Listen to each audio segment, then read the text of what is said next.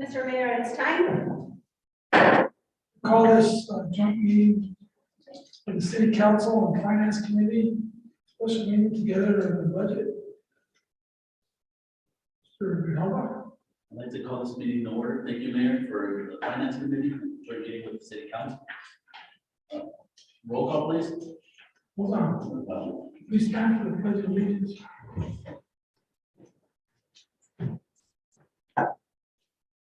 I Pledge allegiance to the flag of the United States of America and to the republic for which it stands, one nation, under God, indivisible, with liberty and justice for all.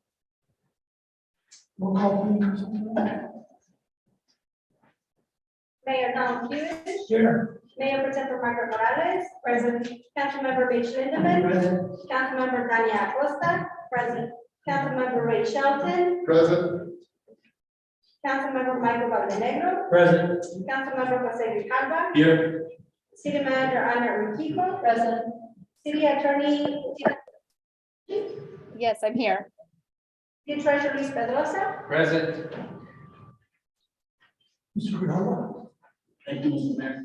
Roll call, please, for the Finance Committee. Mr. Jose Grijalva, Here. Mrs. Alice Boneo, excused. Mr. Adam Brake, Present. Ms. Anel Lopez, Mr. Pete Portola, Present. Mr. Michael Valdenegro, Present. Mr. Luis Pedrosa. Present. Thank you. Item number 6, discussion of decision, I'm sorry, 5.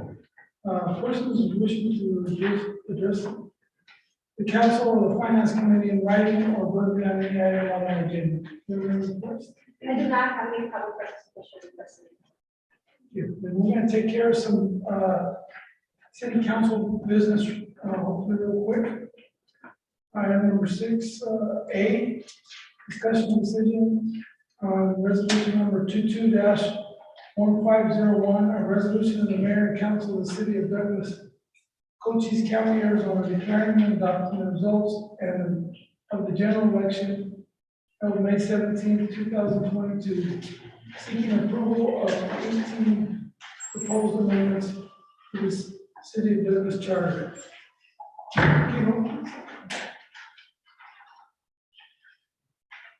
Yes, Mayor, Ms. Andrade will initiate this topic and with the assistance of our city attorney. Thank you, Mr. Pico. Mr. Mayor, members of the council, what you have in front of you is a resolution to approve the results of the city of Douglas charter election that we had May 17 of 2022, and also the city attorney is present. What is next once the resolution is approved? Those amendments will be sent to the governor for his approval, just to make sure that our amendments are not in conflict with state statute or the Constitution of Arizona. And therefore, if we have any items or any amendments in reference to any voting rights or anything that has to do with elections, we will need to send that to the Bill of Rights as well. Once that is ready, the city attorney will prepare that and send it over. It usually takes about a month once we hear back from the governor and his approval of any changes that he may foresee. And then we can move forward with the finalizing the city charter and creating those new booklets. Ms. Lanucci, do you have anything to add? I do not. Obviously, we're not expecting any issues with the governor, but it's just part of the process. So if anything comes up, we'll advise you as soon as it does. Thank you. And with that, I can answer any questions that you may have. You have the item in front of you with the proposition number that were approved by the voters of the city of Douglas. Thank you, may I have a motion? Mayor, Yes, I move that the mayor and council approve resolution number 22-1502. second. Motion by Mr. Littleman, second by Mr. Shelton to approve resolution number 22-1501. Any questions or discussions? Hearing none, roll call, please. Councilmember Littleman, Yes. Councilmember Acosta. Yes. Councilmember Shelton, Yes. Councilmember Montenegro. Yes. Councilmember Grijalva, Yes. Mayor Protector Morales. Yes. Mr. Mayor. Yes, motion carries. Item 6B, discussion decision on resolution number 22-1502. Resolution of the mayor and council of the city of Douglas, Cochise County, Arizona, approving the Douglas Rides implementation plan and policy statement in accordance with Title VI of the Civil Rights Act of 1964, Section 504 of the Rehabilitation Act of 1973 and the Americans with Disabilities Act of 1990-88. Thank you, Mayor, members of the council, Mr. Linder, motion that this item. Mayor, council, this is part of the requirements of the 53 traffic protection that was submitted back in February. This is the tool of the Title VI land object. The Federal Transportation Administration provides all public transport authorities. The requirements and regular updates to the Title VI implementation policy, ensuring the compliance with various federal laws. This laws encompass the Title VI of the Civil Rights Act of 1964, the Restoration Act of 1987, Section 504 of the Legalization Act of 1972, the Americans with Disabilities Act of 1960, 1990, and related statutes and regulations and also activities.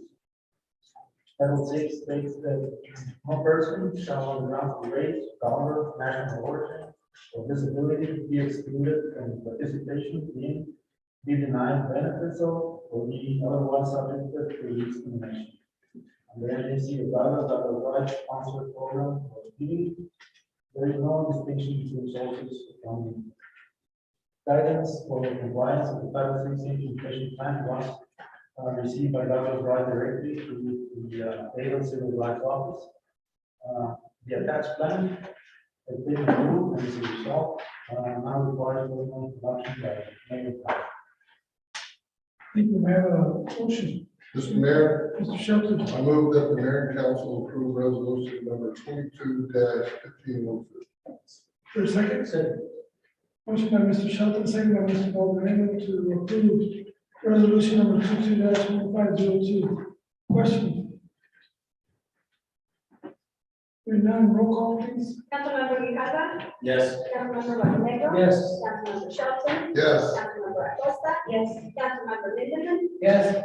Mayor Protector Morales. Yes. Mr. Mayor. Yes, motion carries. Item 6C, employee health insurance contracts. Mr. Peter.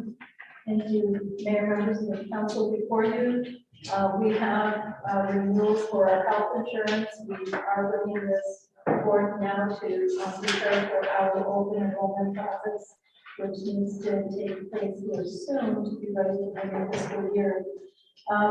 Due to a few extremely high claims in this current fiscal year, initial increases were received about 51% over last year's rate. But working with our brokers and staff, working on changing carriers and contract structure, or particularly our stop loss insurance, we were able to lower the renewal to only a 7% increase in overall premiums. We will be renewing contracts also with current providers for our claims administration, pharmacy management, network and claims utilization. We will change carriers for our stop loss insurance from Swiss Re to Berkeley. We will also continue to keep the dual option for employees to provide a choice to pay up to a more rich or richer plan rather. We are asking for consideration of the contribution provided by the city for the city employee only coverage to be at $616.08 per month, which is an increase from the current year of an additional $55.22. That's the city portion. And for the employee plus family coverage city contribution to be at $968.50 per month, which is an increase of $62.04 from the current year. Setting those amounts from the city will place the employee portion of the premium as follows. For employees only for Plan A, it would be 0, and for Plan B, it would be $115.24 per month, a $10.06 increase. For family coverage for Plan A, employees would pay $521.50, which is an increase of $33.40 per month from the current year. And for the buy-up plan for Plan B, employees would pay for family at $795.58, a $50.28 increase. The increases to the amount the city will pay toward health insurance premiums will cost an additional $91,000 to the general fund, which has been accounted for in the budget before you later today for fiscal year 22-23. So if we remain at the same funding levels, the employee-only coverage or increase on the city contribution will be an annual increase to the general fund of $54,000, and for family an additional $37,000, and that's broken down for what we currently cover, the levels we cover. If the council wanted to consider an additional cost to increase the level of Plan A to remain at the same cost for employees, the city would bear an additional impact of $20,000 to the general fund. So that's what's before you today.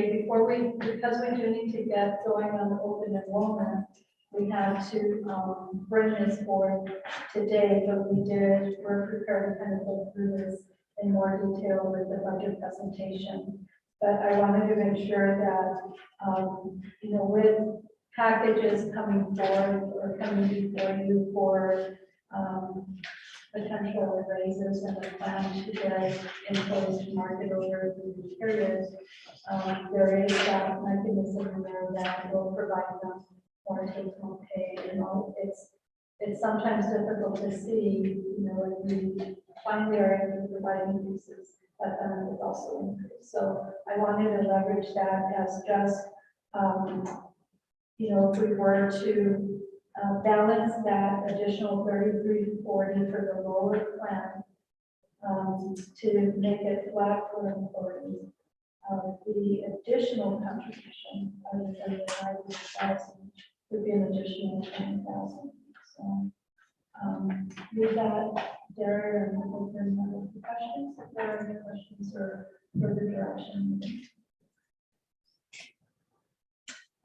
Any questions or discussion? I'd like to take some questions before a motion. When they're dealing with a specific item.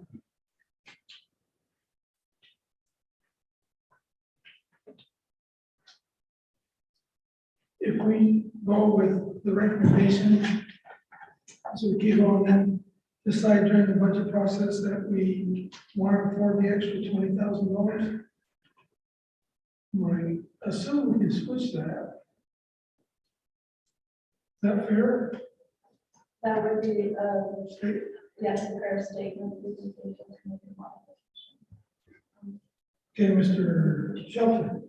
Okay, 20,000 more is equivalent.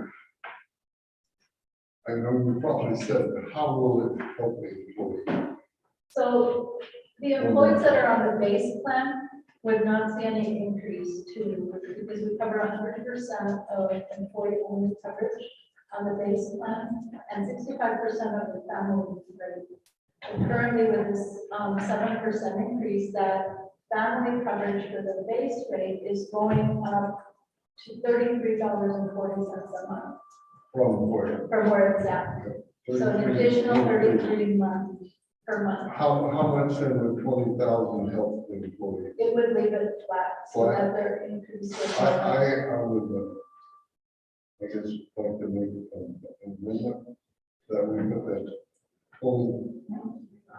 Okay, yeah, we need the motion first. We need the motion first. So I'd like to do that once we. So, Any other questions or discussion? Mr. Kiko, Mayor, I'd like to ask, Yes, please. would the deductible change then? No, all plan designs are still as is. We're really not reflecting the current.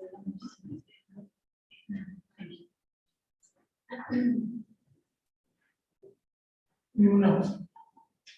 May I have a motion, please? Mr. Mayor, I move the mayor and council approve contract renewals with Maripy Health, Aetna, American Health Holdings, and Broad Medical Resources, and a new contract with Berkeley.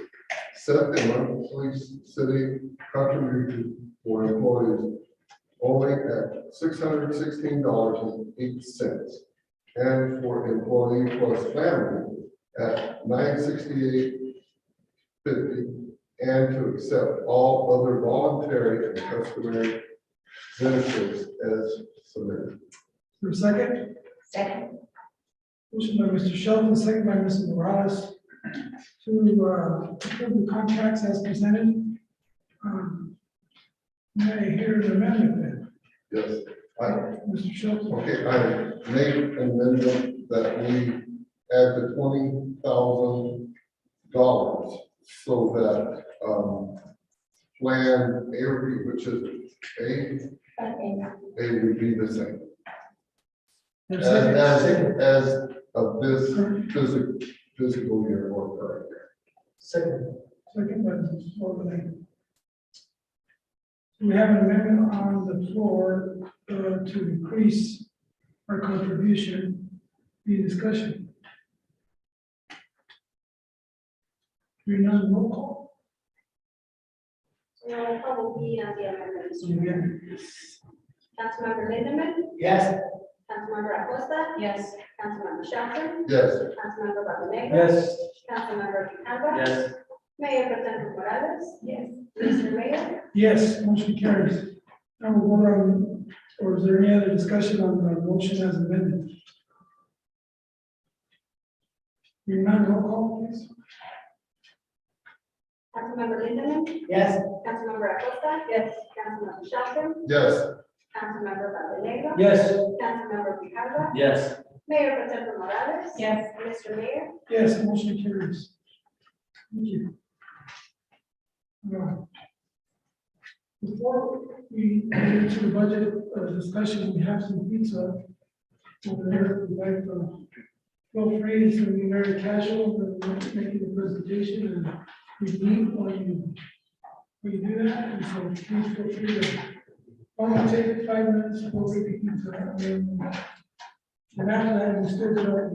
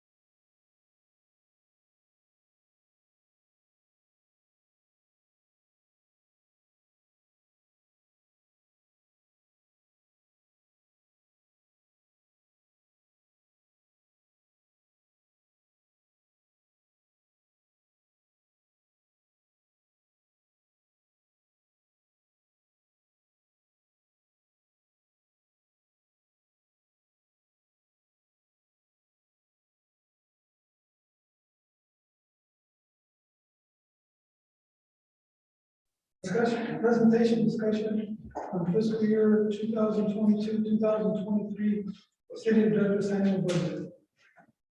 Thank you. Mayor, council members, Mr. Chair, and members of the Finance Committee. The budget team is here pleased to present you a budget presentation for fiscal year 22-23.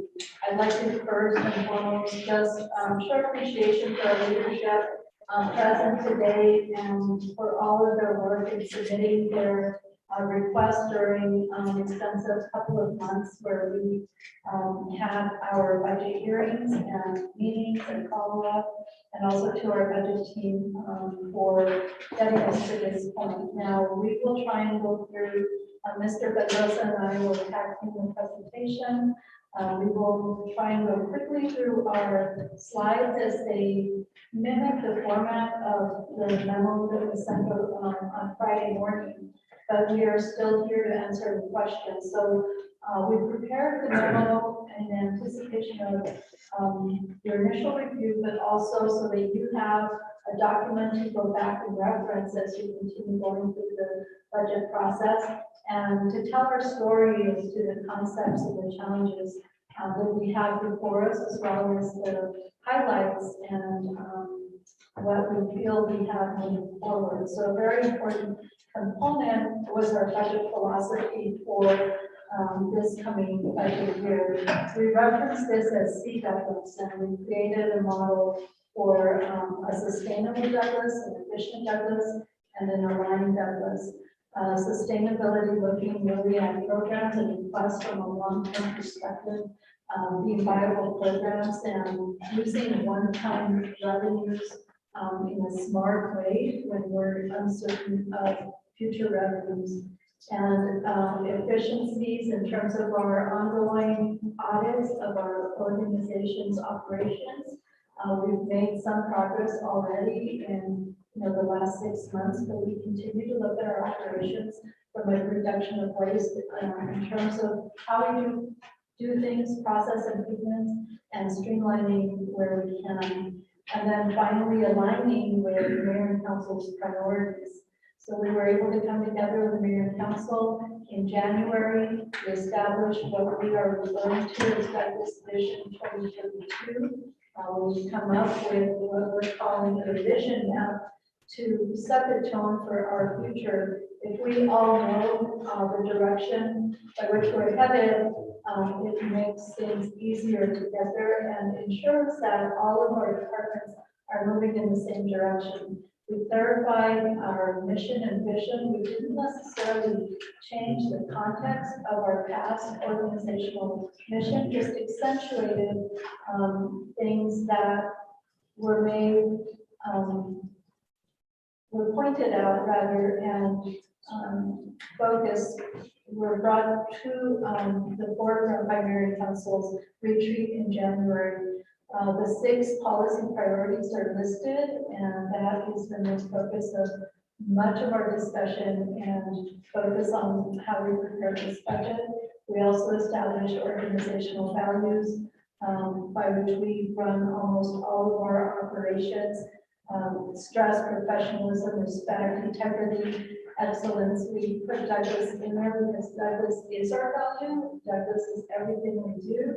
And it spells out pride. This is still a draft form of our vision map, and we share it today to get further comment later from all of you as our guides and governing body for the organization.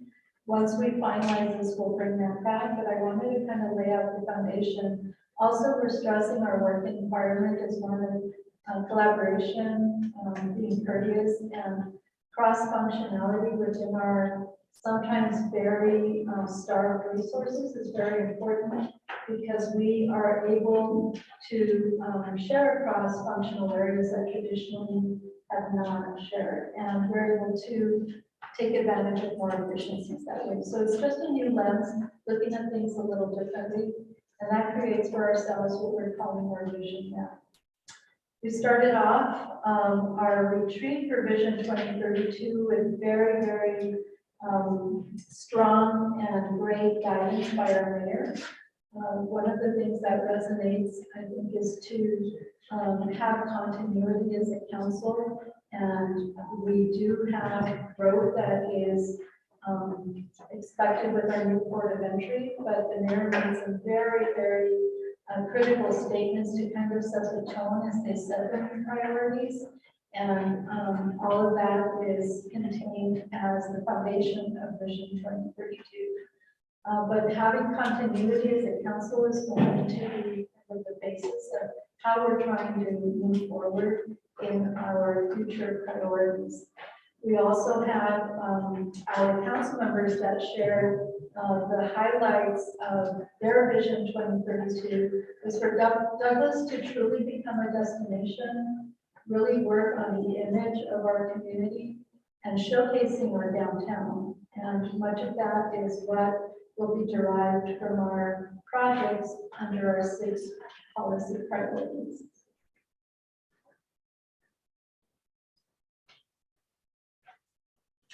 I'm stuck. Okay, here we go.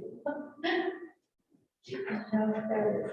So we're going to start the budget overview by really going over our general government cash balance. That really is the essence of, before we start any look at what we're doing with revenues, what we're doing with expenditures, how we did in the current year, we really want to see what we have in the bank and how we're using that. So I've asked Mr. Pedrosa to feel free and interject at any point, as these are, you know, all of what he manages so well. And I've got to say, before jumping into this, that the reason we've been able to grow such a healthy, unrestricted fund balance is because of the guidance from mayor and council through fiscal policy over the past year, and more importantly, by staff and Mr. Pedrosa being able to deliver on some of those goals.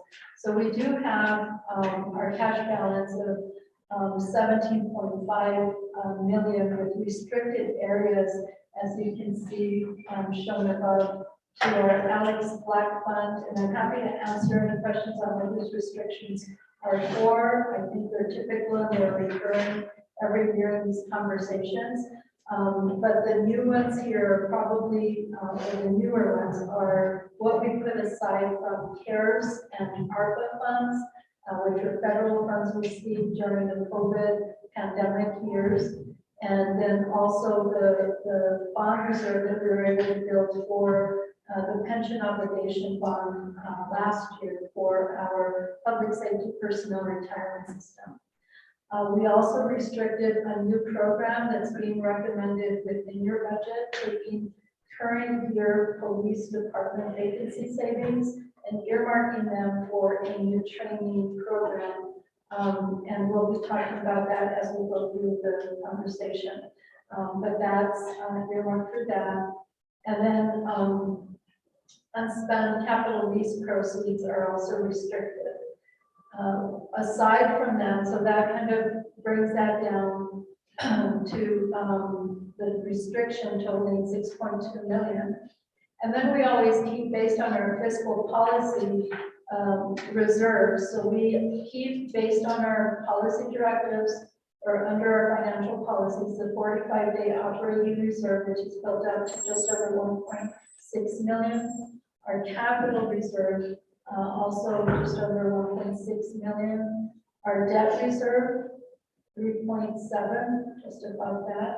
And the total policy reserve is just over 7 million. So once you deduct those from your 17.5 we started, we have an unrestricted fund balance of 4.3 million. What's important and very, very impressive for an organization like Douglas is that the past 5 years, our unrestricted fund balance has been on average 1.1 million.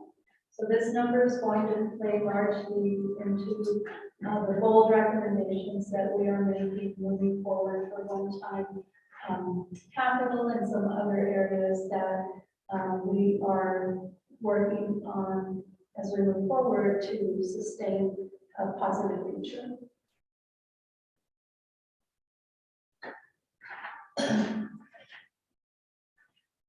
Our overview, and again, all of this is contained specifically in your memorandum, so we'll move quickly through just the highlights here.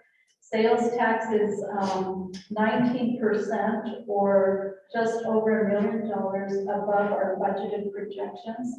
This 21-22 overview shows that we are ending in a very, very strong position for the current fiscal year. Our sales tax is 2% above from last year's actual collections.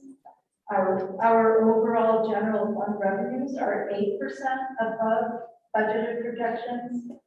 And of course, we clarified in the memorandum that we received the first tranche of ARPA funds of just over 2.1 million, and we're reclassifying some projects for the following fiscal year, and we'll explain why. And we are excluding ARPA from some of the, we're projecting an additional 2.5 million, excluding the ARPA funds.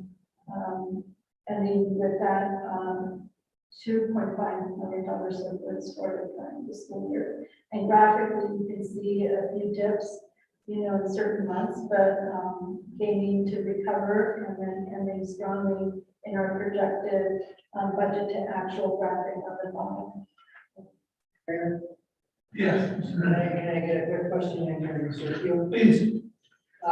Because we're doing so well, I don't want to be premature on this, but at some point, I would like to talk about rolling back the sales tax, back to the benefit of the businesses.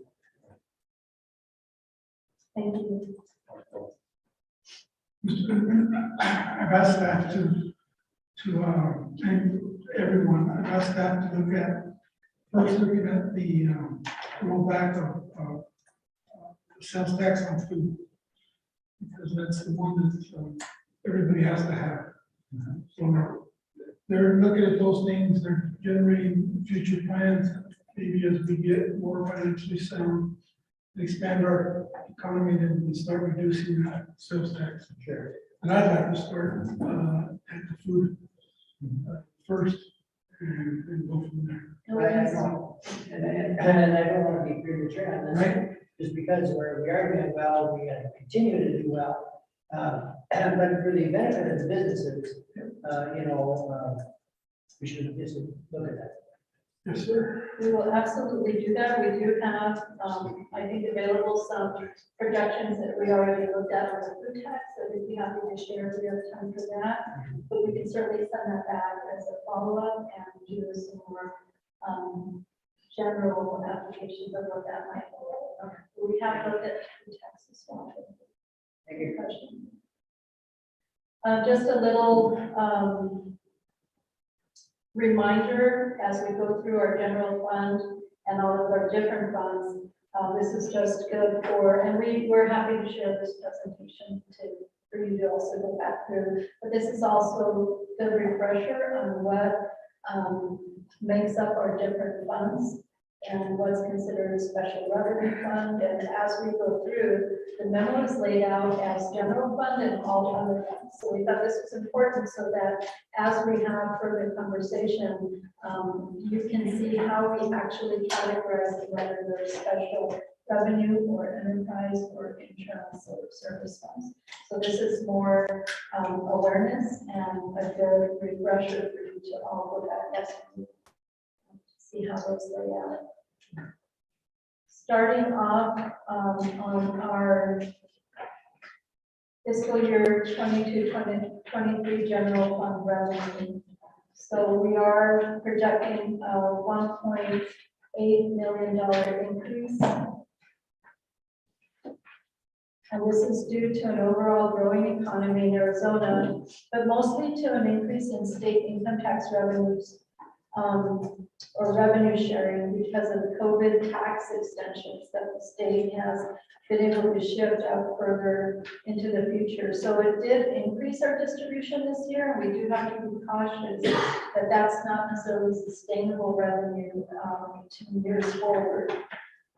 So we moved with caution on our recommendations because we are expected to come down to normal the following year unless we have growth in other areas, which we're also continuing to push forward on.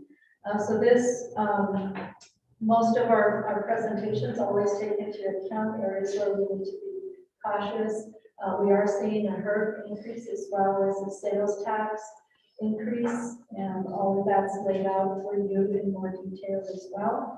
Happy to answer any specific questions. We are looking at sale of real property as defined also in detail in the memorandum. That still has not been decided. There is still an open bid. We will be coming back to Mayor and Council with the result of that. But it is expected to yield $1 million in net proceeds as well for revenue to the general fund. We are seeking many new grants under the general fund. We have 4 congressional directed spending requests into what used to be called the earmark our congressional offices, and we have them laid out in different areas. So downtown revitalization, streetscape, we're asking for $2.5 million, $3 million for an extension of Chino Road. And right now, under the state parks and historical preservation, we are trying to fine tune the request for $300,000 because that's the max under that specific grant request for either police department or airport facility renovations of the main canyon. So those are things underway currently. We also, in our revenues, have a smart and safe tax that we receive as a result of the legalization of marijuana sales. 16% are driven back to the communities for fire and police training or additional personnel costs. This is a very good thing for us when we look at a sustained Douglas, when we look at those benchmarks, because this is something that we can reflect not as a one-time contribution for needs and fire and police, but for sustainable revenues moving forward.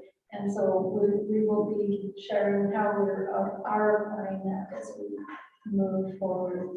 Mr. Pico? Yes. Without getting into specifics because it's not on the agenda, but is one of those dispensaries still in play for Douglas? And if so, did you figure that in at all in potential sales tax?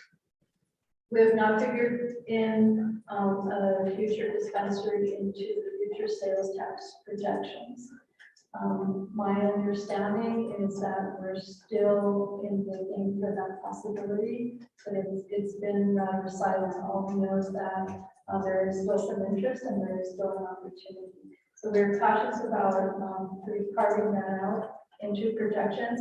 But what we did do is mark this portion from the already guaranteed sales tax that we do get from the legalized sales into the projections.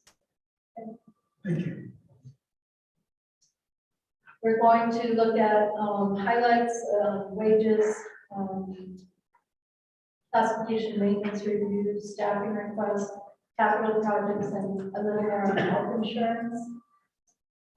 With this budget recommendation, we have contained a 2% cost of living adjustment for all minimum wage employees.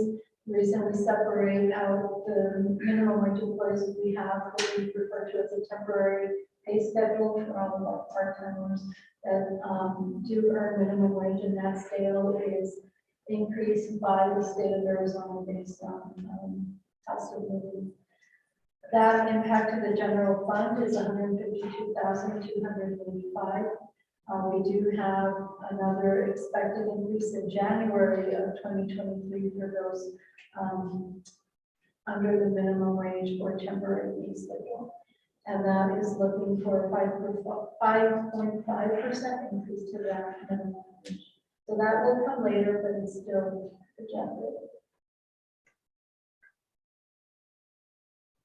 We also have a very, very employee-centric and very important piece to our recommendations is trying to reach market salaries across the organization over a 3-year period.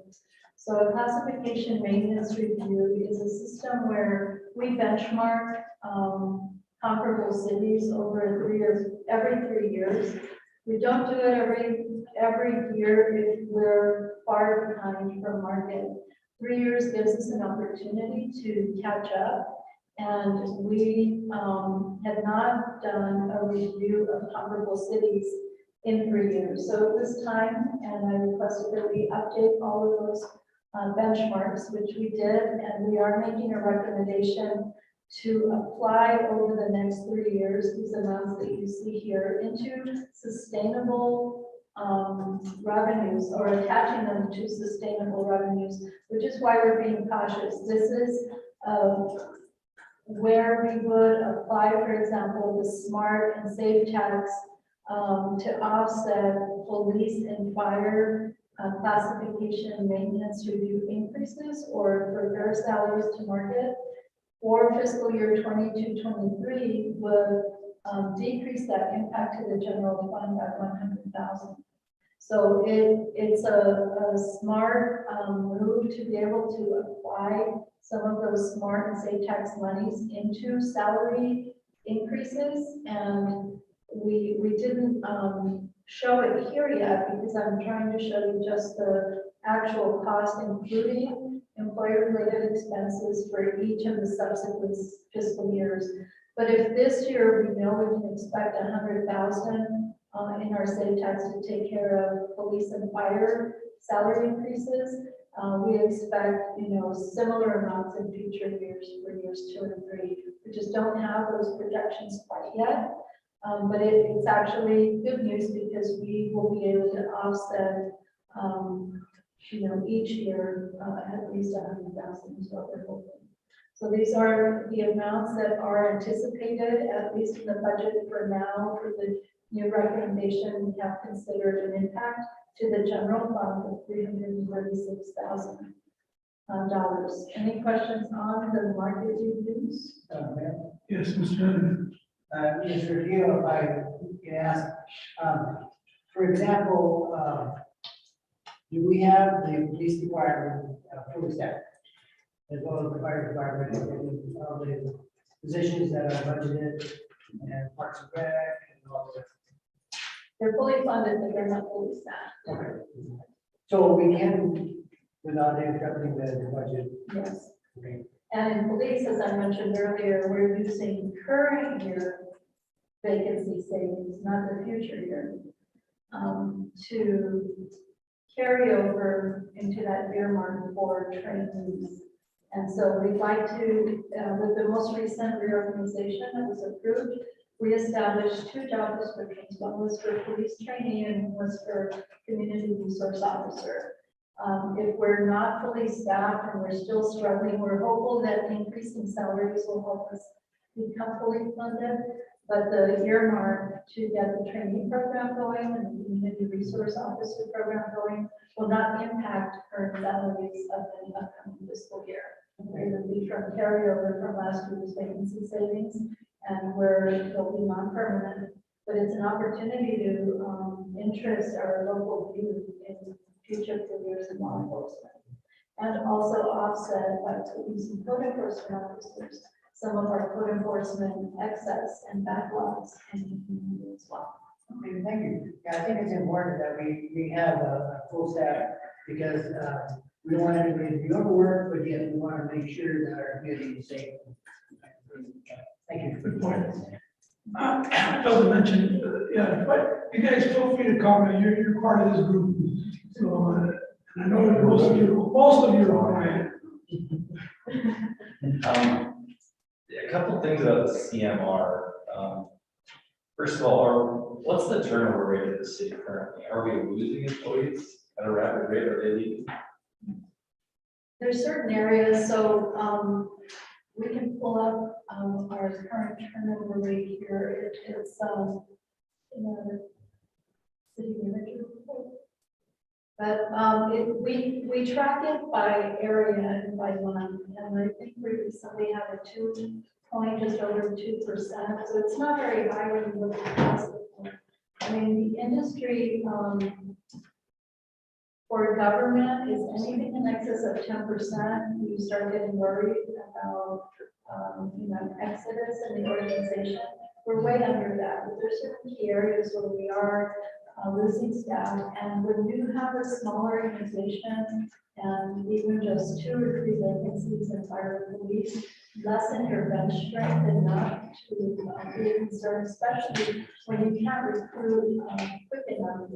And if your salaries are low, to be able to interest those. So we know that in law enforcement, we compete much with some of our neighbors, county areas, or even state DPS. And currently, I'm not necessarily comparing salaries to those. When we're actually losing to those agencies is when I'll start comparing those salaries. Right now, if I haven't lost anyone in this current fiscal year, what we're doing is just looking at those 5 comparable cities that have a similar median household income, a similar population, and a comparable operating budget within their city. Areas in public works leadership and finance leadership, that's not going to show a huge turnover, but those are key enough to where we've not been able to attract quality applicants, primarily because of our salary. And I have lost 1 key member in that area because of that as well. So while the turnover doesn't even get close to the industry average of 10%, we do get a huge negative impact as a result of some of this. I would just be a little concerned about the cities we're comparing with, looking at the list. Their cost of living index is considerably higher than Douglas. I mean, our dollar goes further per employee, right? And just to be clear, for fire, for police, for those people who serve and protect us, I do think the majority of the raises that should go there, but also when we review the attachment too, we're looking at by 24, 25, about $194 an hour increase if we're just looking at every position. And that's totally 377 grand. That's not even counting the cost of living adjustment. I mean, it seems like a major ask for a problem that's not actually there.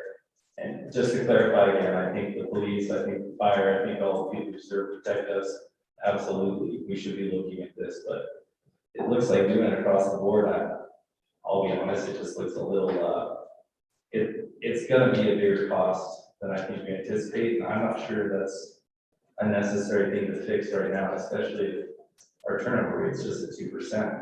We're not trying to save people from leaving, because they're not. We just showed the cumulative is not calculated there, but we track it like monthly. So the year-to-date as cumulative is there is 4.9, and that's only since January of this year. So I just wanted to give you an example of certain areas. And thank you for the comments. It is difficult to get the exact right fit of our comparators, and we can bring that up as well or send it subsequent to today's on how we map out who we compare to and why.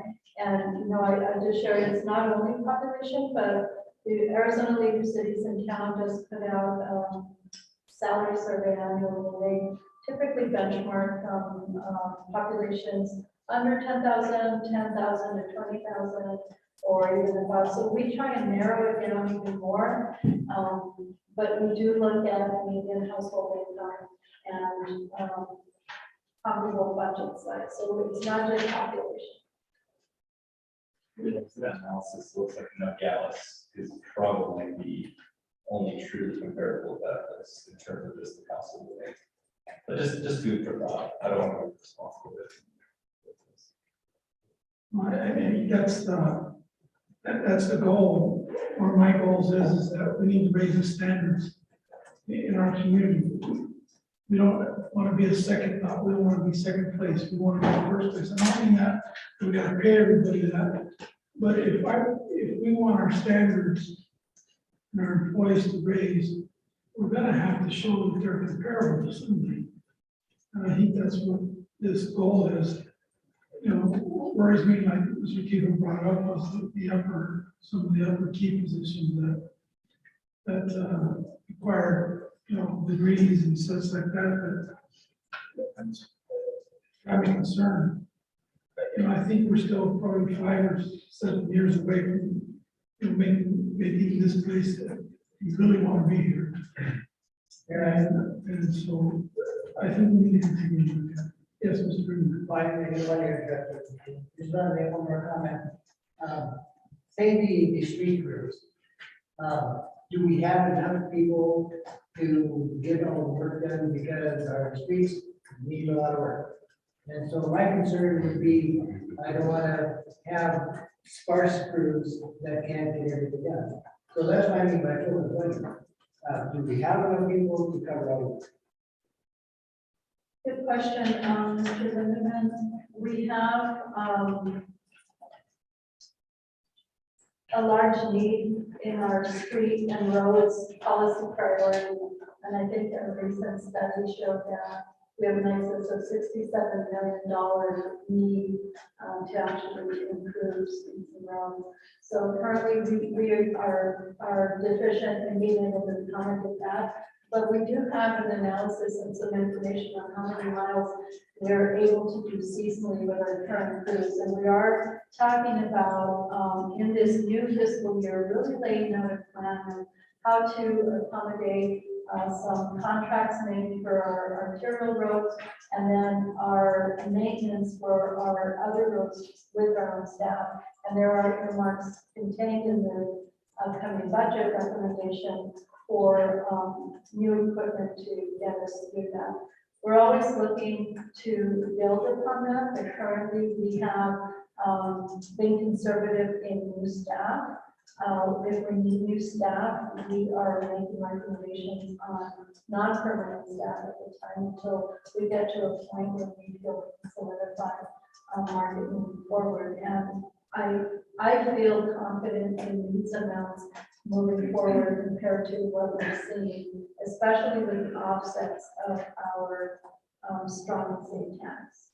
Okay, thank you. If I could add to that, to answer that question is a little bit more in detail is, I think we need to define a strategy of what we need to do out on the streets, and then equip our folks with the right equipment and the right amount of people. And certainly we could be patching streets up, and our people could be, you know, we have adequate enough personnel out there.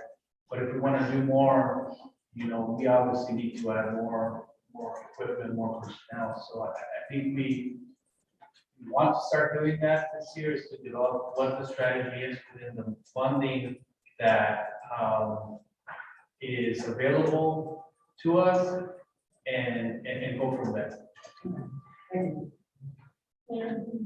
Yes, So I'm all for matching the market level on salaries, but at the same time, I think it's important to be able to be paid for your performance. I come from the corporate world, you know, we had quarterly and annual evaluations. Our raises were based on our performance. There was a lot of metrics involved in our performance from every job level. Does our staff, I know there's different levels, do we have some sort of evaluations that we perform on employees every year on upper management? Or how is that measurable? Because it goes back to, I understand pay is important in the workplace, but also culture, the work environment is super important as well to keeping the retention. So what do we have in place like for our staff at the city level? Yes, thank you, Committee Member Lopez. We have a performance evaluation model that we need to follow. Currently, it's not necessarily tied to salary increases.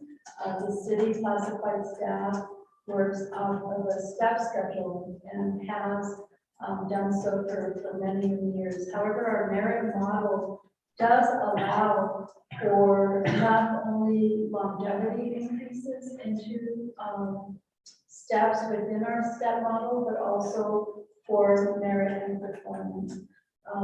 So those things could potentially be developed. That's the merit principle within our merit system does allow.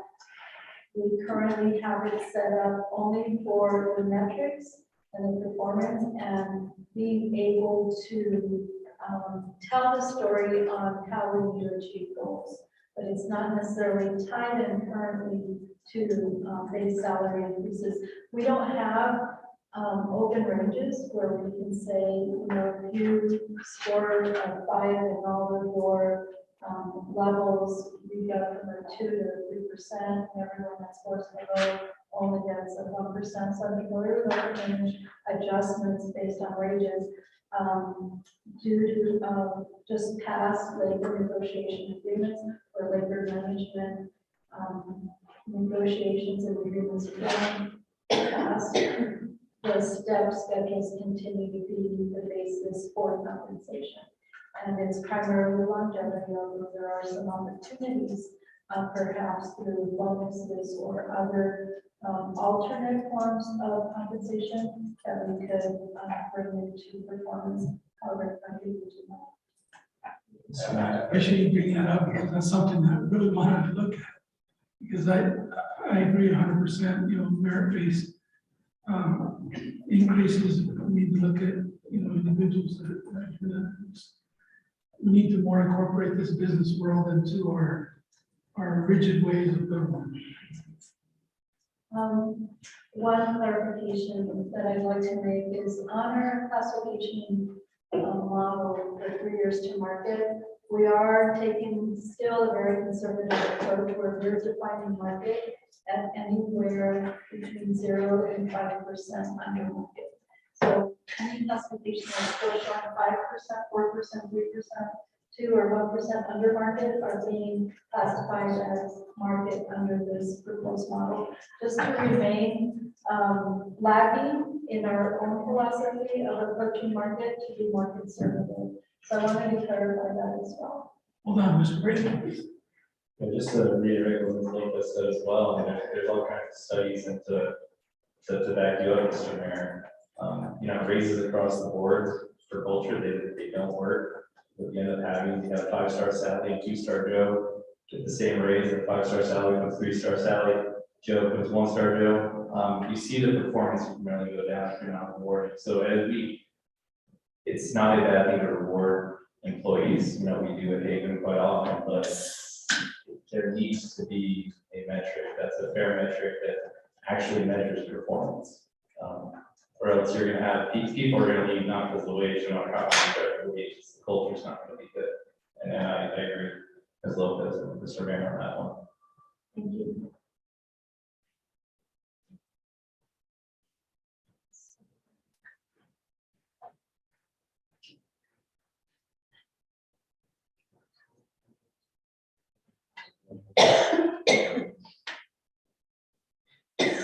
Small stall there.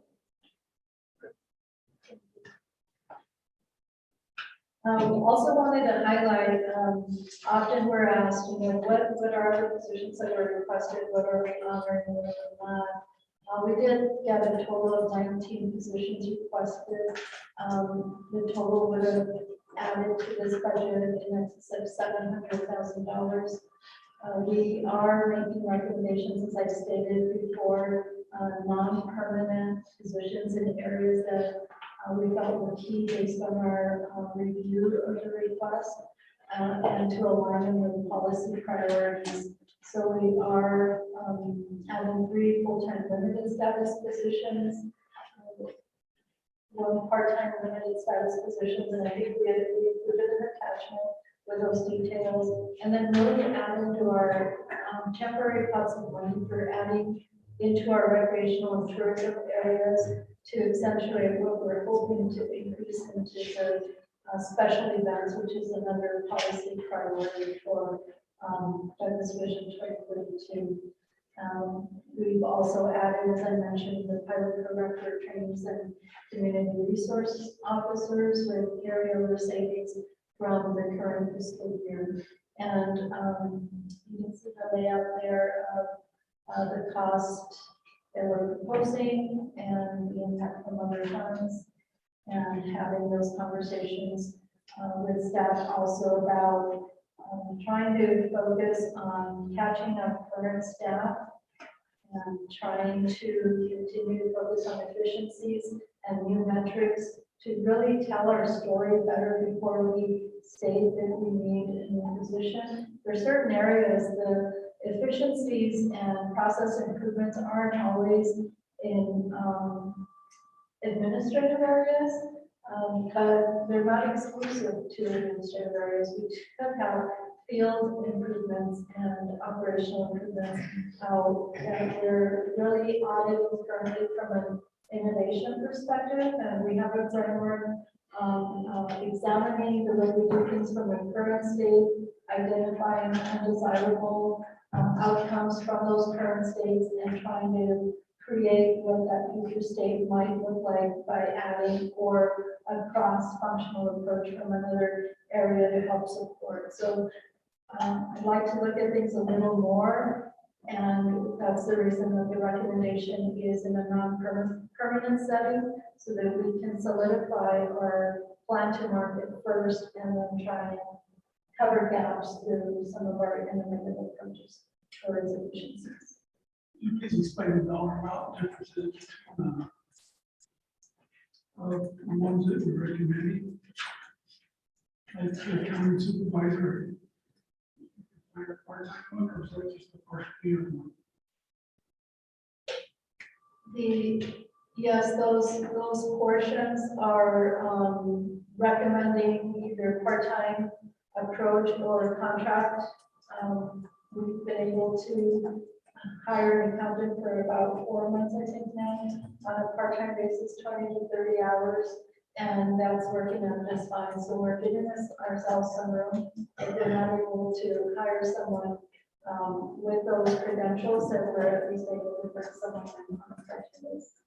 And oftentimes, some of these areas, from a virtual perspective, are proving to be beneficial in certain areas as well.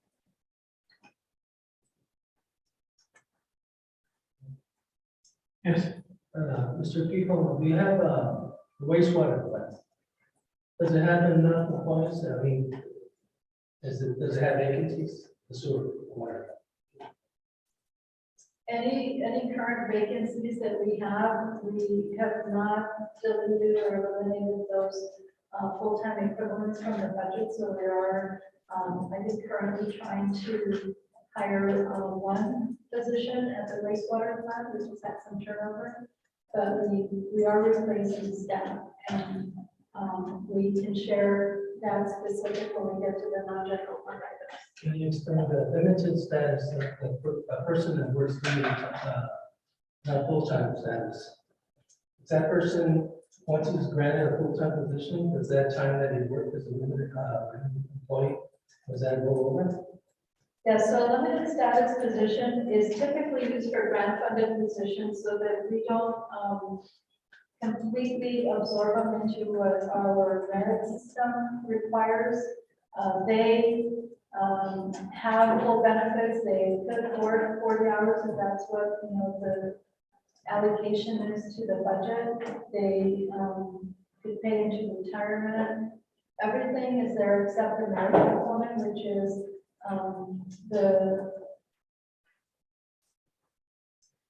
property rights, if you will, into a merit system, which allows you to be able to leave any layoff or end of employment. So that part of the merit component is the only thing that's not attached to a limited status position. And then, of course, part-time positions and on-call or temporary are also just not permanent. So we're not required to keep them, and it's only if we do convert them at some point to permanent, they do gain that credit of whether retirement contributions for service time as well, all of that can be done together.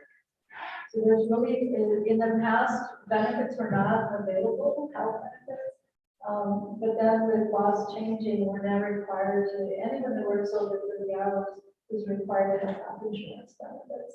So those have expanded over time. The only thing, because we're still in a government structure, we don't have at-will employment in the city of Douglas. We do follow American principle, kind of your traditional civil service environment, where we do have, let's say, past probation. There's a process if somebody needs to be removed, and limited status would not fall in there. Limited status would be the exception for that type of position, at will position. And that's really the only exception. Benefits and everything else would be the same.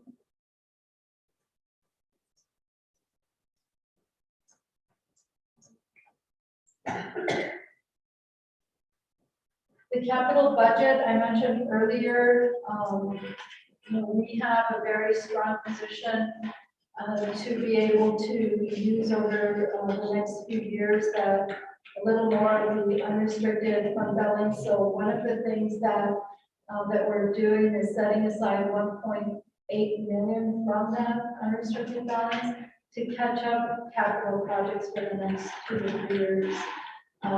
716 of that is what we're taking for what used to be ARPA capital in the current budget. So Mayor and Council laid out many capital improvements under ARPA funds, and that is still moving forward. We were able to spend much of that this year, but not all of it.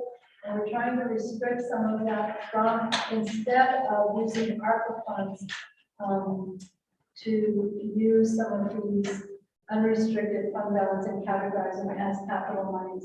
There's a couple of reasons for that.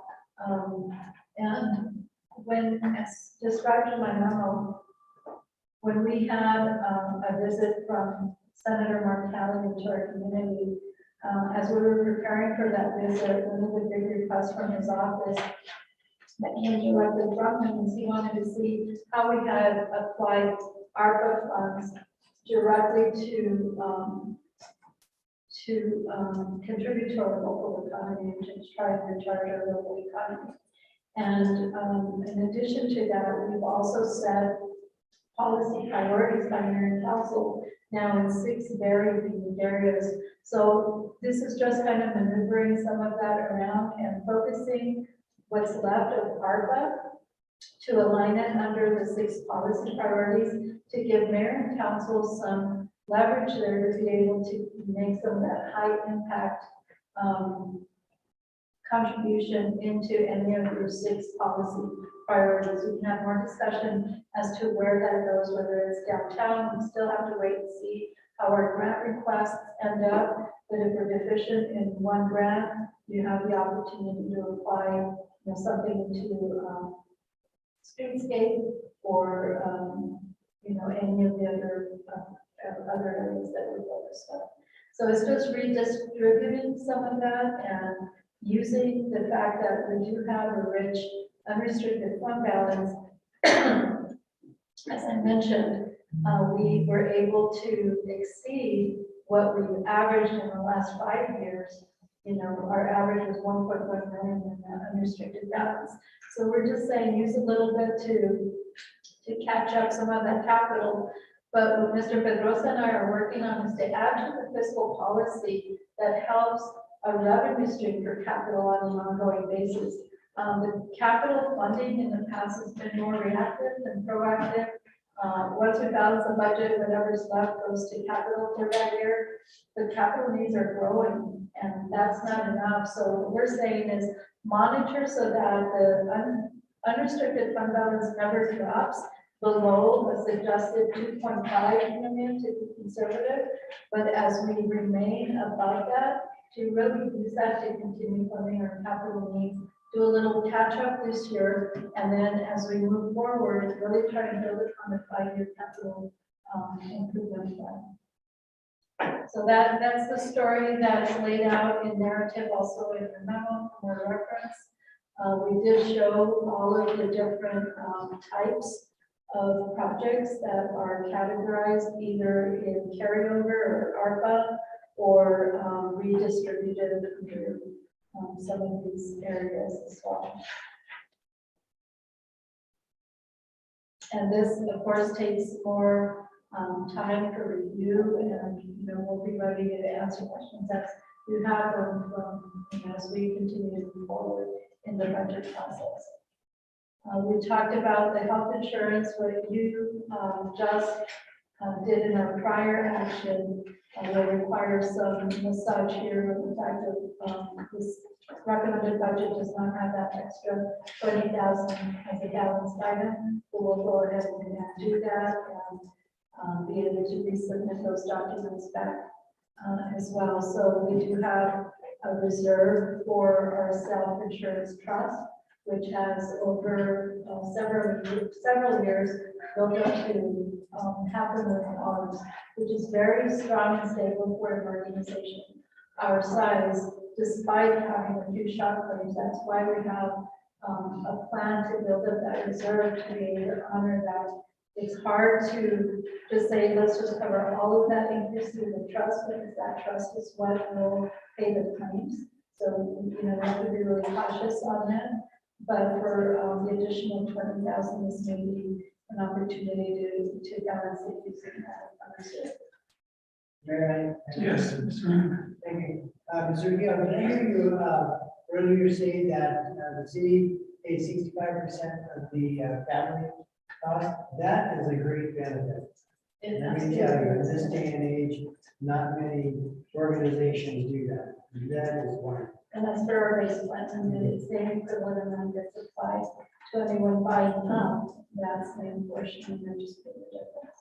So what we will change is incorporating that 3340 into the 52. So we'll come back with that modification of balancing with that assumption. And again, that's a really again bold move to try and catch employees up. Cost of living helps, but trying to catch up with market salaries. And, there has been great discussion on that. We still rely primarily on keeping an employee-centric approach within our own staff. Great specialized skill across the board in all of our areas. And we still struggle. We struggle to make ends meet. And when we do have our comparators, and we can work through more detail on our comparators, but we still get to that point where sometimes employees are tired because they're carrying secondary employment, or they're trying to look for overtime just to make ends meet. So trying to catch up puts us in a new position where we're really just looking at maintenance of our classifications, and that's such an extreme catch up as well. So I think this is a very important move for employees toward that approach of also transforming our culture within the organization. And, we do, it's hard to offer, 2% increase, but then you have to pay more on your health insurance. Can't always do that, but we're trying to catch up to where, when that does occur, cost of living helps with that as well. So I'm going to transition the presentation on all non-general fund items to Mr. Pedrosa, and we continue to encourage questions, please. Thank you, Mr. Chico. Good evening, Mayor, members of council, finance committee members. We'll get started with water. There's a lot of key initiatives in water this year. Lots of capital projects and including the port of entry planning there as well. And on the revenue side, we're projecting 5% decrease due to the recent rate adjustments, as well as accommodating a little bit of growth and more or less vacancies of homes, so there's more usage. The new capital being recommended for approval. We'll start off with the small stuff, retiling and replacing the countertops, utility building office, safety and traffic control, and valve replacements. a new initiative is the 2.1 million financing for UL 18. That's something that the mayor and council recently approved to submit an application for financing. These are the utilization of fund balance for water capital. We currently have a 3.8 million fund balance for water. You're recommending the use of almost $1.3 million of that fund balance. Firstly is the rehabilitation of well 14. We plan to get a grant for that to cover 15% of that cost. So the other half will be from fund balance. New roof for a reservoir, backup generators, tank inspections required to be done, a hydrovac machine, a transmission line upgrade, flush system, and a well chlorination room, and a small acoustic rotator.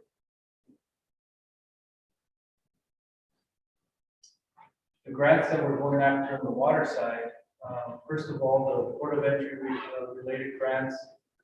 We have an outstanding $2.7 million grant from the Nad Bank. We're waiting to hear the award on that. The chances of that grant are looking really good at this point. Also an outstanding grant for $1.9 million from the Arizona Environmental Infrastructure Fund for the water and sewer design. So those are two for the same project. However, the Arizona Environmental Infrastructure Fund, we're told, can be reclassified to construction if we were to be awarded the Nad Bank monies. We also requested $2.5 million from congressional directed spending, request for a new well. We're also told that our chances of obtaining that funding are also very good. So we're putting those in the budget. We'll continue to work those grants. Other new grants, I mentioned the other half of the well 14 rehab coming from USDA, $700,000, and another CDS, congressionally directed spending request of $850,000 for a new SCADA system that controls our entire water system via a computer system. So upgrading that is $850,000. Total grants is close to $9 million that we're requesting that. Yes. You think all of those will go through? Very good chances, Mr. Shelton. We're hearing very positive comments back from the congressional office. So we're very excited. On the sewer, very similar, 5% conservative increase due to the new rate adjustments and also the new contract with the prison or ADCRR that was just established by mayor and council. For capital, a few small items. We are needing a new loader to transfer sludge at the wastewater treatment plant. We're recommending a financing for that, $55,000 a year. It's about a $250,000 cost. Walkway to the chlorine contact chamber is needed, and the forklift, $15,000. Kind of the same thing on the grant side, looking for BOE design and construction. We're looking for a $2.4 million grant on the sewer side as well. If you recall, we're looking for about $24 million to fund the entire water and wastewater system to feed the new port of entry. And we're not all the way there, but we're certainly on our way there with these grants. We're able to obtain those funding.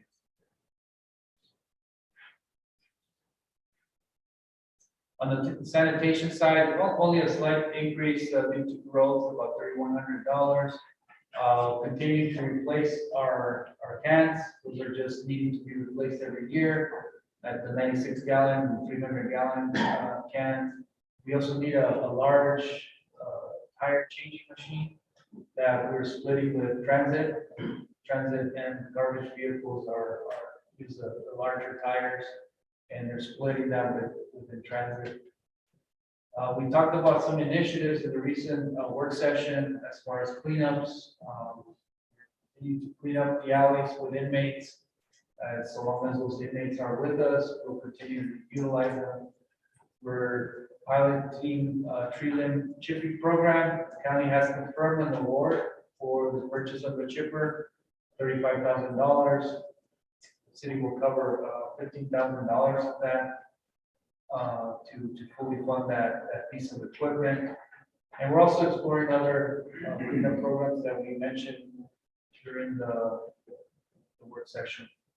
We're looking at about total capital, about $46,674. Yes. I have a question on the inmates. How many, do we just have the one work crew out right now? And are we able to get one from DOC to help us with the cleanup?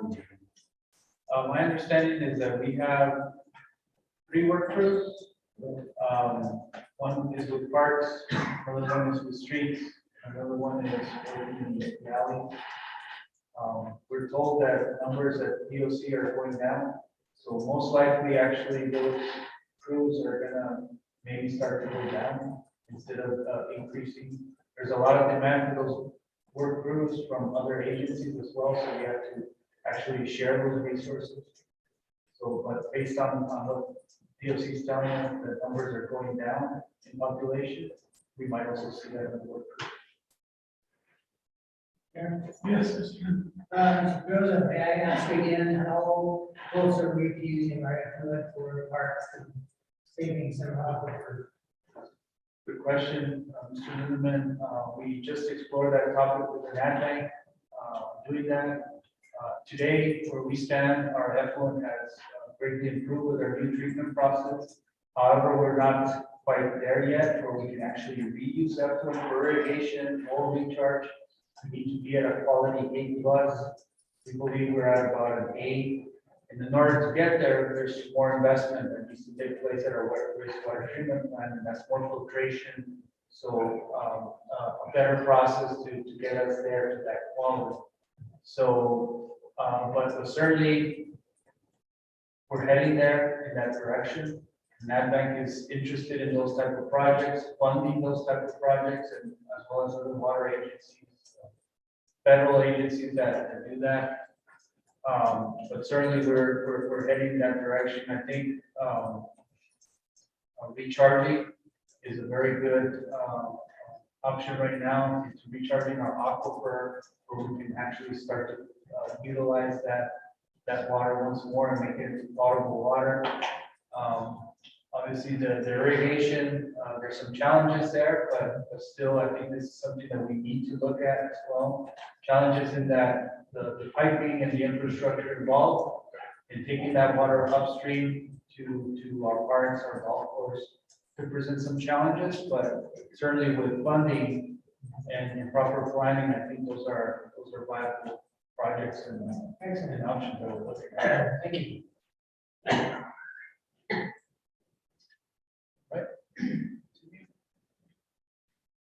Move on now to special revenue funds. Discuss those highlights. We'll start off with the HERF fund. We talked about a slight increase in funding this year, about $270,000. We continue to fund our streets program. That's to purchase materials to do our chip seal program for $120,000. We are working to find that strategy that you brought up that question, Mr. Lindeman. I think we want to seek guidance, seek help with your consultants or other form of help to help us get to the point that we can financially sustain a proper streets program. We also need to develop what that financial model looks like as to how we plan to address streets. I think we have some funding, but not all the funding and not all the resources that we need to do more than what we're actually doing. So we need to come up with a strategy that fits Douglas and not necessarily follow a large city model or something that really doesn't fit our financials model. So we're going to be looking into that. Recently, I have been aware that there are some areas of town and certainly my ward that need more streetlights, you know, for safety. And so I don't know if that's included here.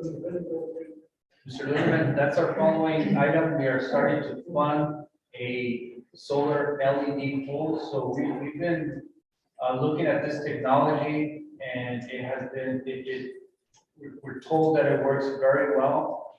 We're going to start piloting this. It's really very low maintenance and you really get a good lighting out of it. We're not paying an electric bill on it, obviously. And really you're just basically anchoring those poles. So we're going to start to address some areas in town that do not have any street lighting with these LED poles.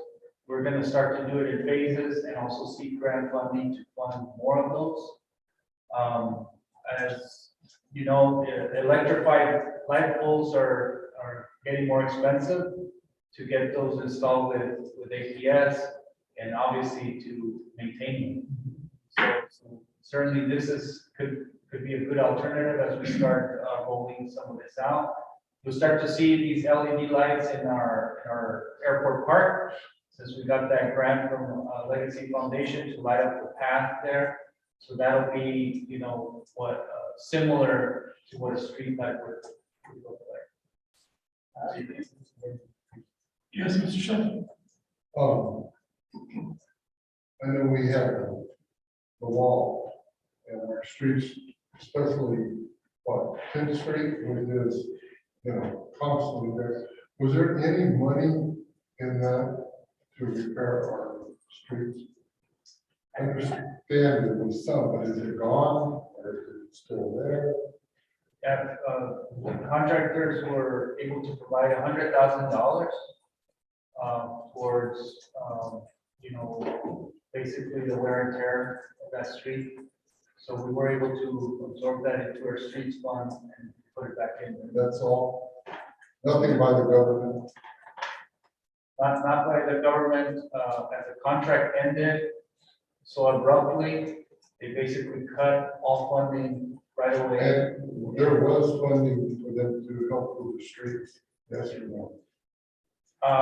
Really, Mr. Shelton, I can't say that there was, there might have been, but it's hard to say when, you know, they really weren't able to finish the work as the contract was ended, you know, the way it was. They said they were gonna pursue it on our behalf. And then when it got cut, That was the end of that. they turned their back on us and said, sorry. Adios. Okay. Thank you. Yes, Mr. Pedrosa, how much per pole is for that amount? How many pole LED poles do we have? I think it's about $5,000 per pole that we're looking at.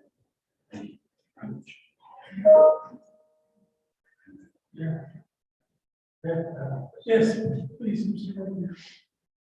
Also, can we go to solar energy to help our lighting with APS? I mean, for all the lighting, all the street lighting like that.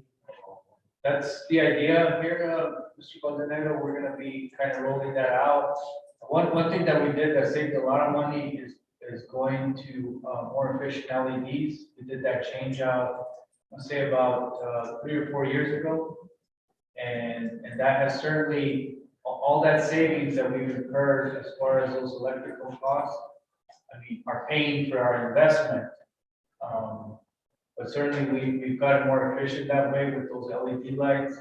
But I think, you know, looking at the solar LED lights, certainly I think that could be, instead of replacing a pole with an electrified one, we can certainly look at replacing it with a solar LED light. Just talk about solar energy, just as a whole, like the school has their parking lots. Oh, right. I'm talking about that for Douglas, the city hall building, the police department. Areas like the call center. Just can start bringing in solar to minimize the costs.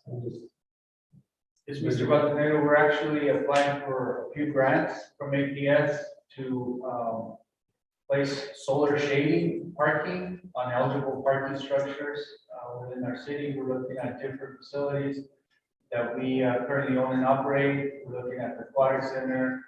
We're looking at the golf course, city hall, the back of the visitor center. It needs to be an enclosed parking lot. And basically, APS takes care of all that cost.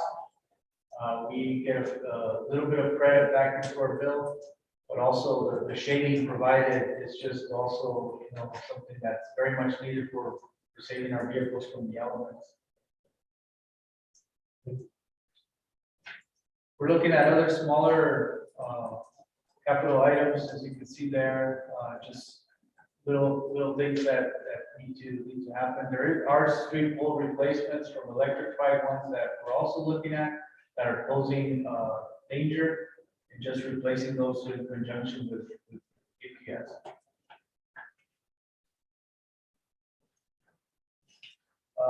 Mr. People talked about the carryover capital of some large pieces of equipment for streets, the best plan maintenance, either performing maintenance, finding something that works better. We're still looking at that.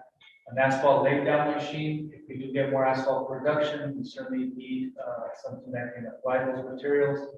A street roller, an 8-wheel dump truck, and a crack seal machine. So that's the fusion of $890,000, and we want to, better equip our folks to handle more street improvements.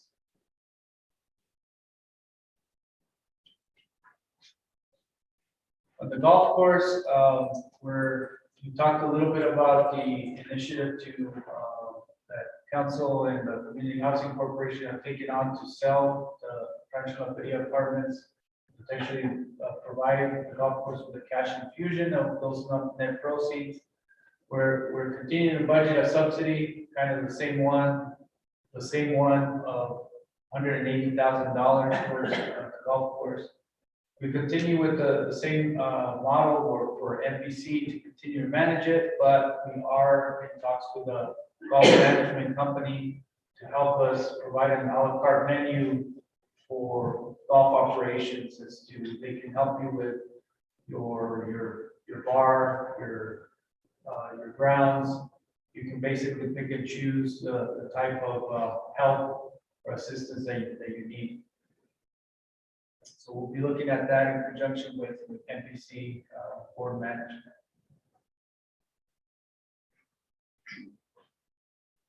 On the airport side, kind of the same subsidy that the airport requires every year, about $37,000. We talked about renegotiating the T-hanger lease that's currently it was a 20-year lease or a 30-year lease that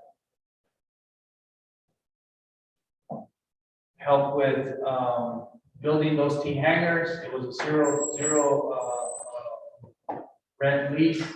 While they provided that investment over 30 years, that investment has been paid on, and we can certainly take and renegotiate that at this point for something that'll fund those T-hangers, whoever's using them.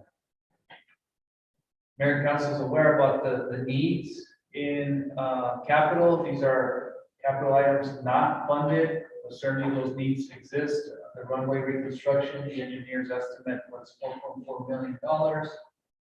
We need avgas fueling station is currently down. To repair that and to bring everything current up to code, and to bring a fueling system into the apron where it could be self-serve gas fueling, would cost about $927,000.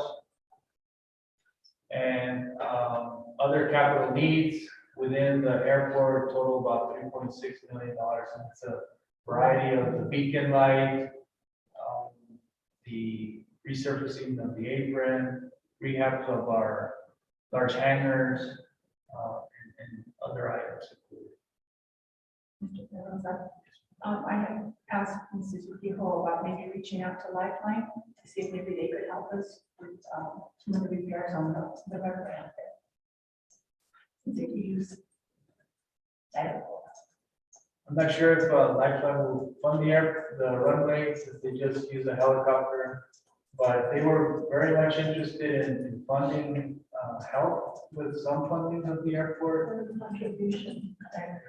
for a contribution towards a new helipad and towards helping build a small hangar.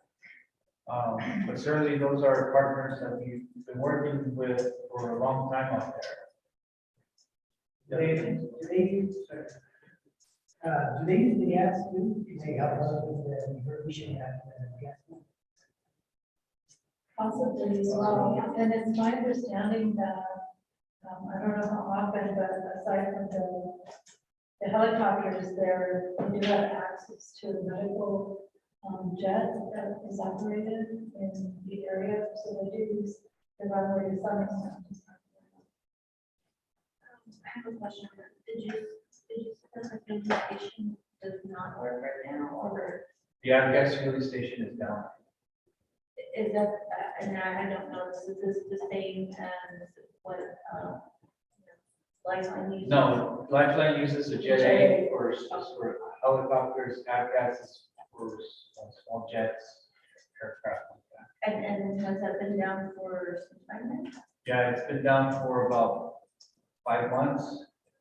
Well, we have been looking at different funding sources to get that going.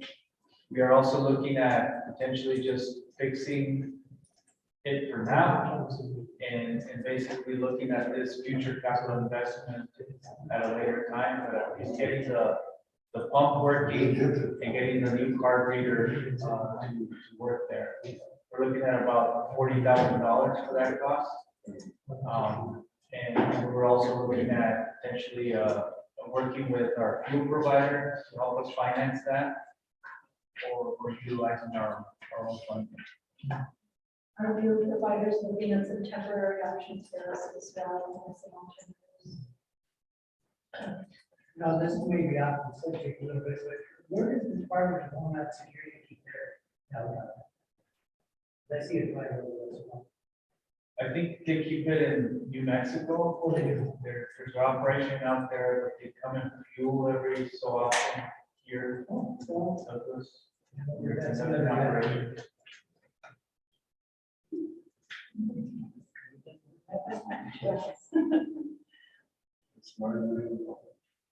And just one more question. How is this affecting the revenues at the airport? I know that they were bringing in a lot, but there was some revenue that was offsetting, some of these expenses. How does this impact? Jet A is what we sell the most.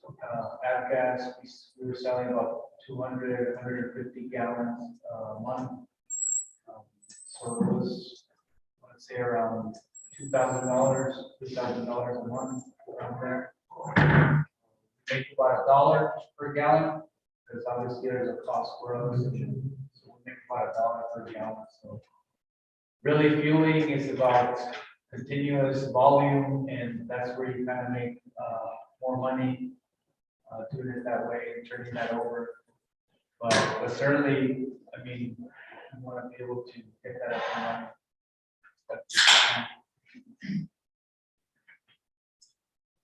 running. Ask for a congressional grant from Mark Kelly this year. And he pointed us in that direction. But Yes, Mr. Valdenegro, that's correct. We pointed us in that direction and we asked for his support as well in our efforts to try and become eligible to seek federal funding at the airport. And that's the explanation in my memo and his recognition that we are pursuing as a special circumstance request. And that is underway until we know the success of that. We are not able to seek federal funds for this. Yes. Has Mr. Benjamin gotten back to us lately, the last week or two? In the last 2 weeks, yes. Okay. maybe it's the process. Did you send in that information also? I will send that.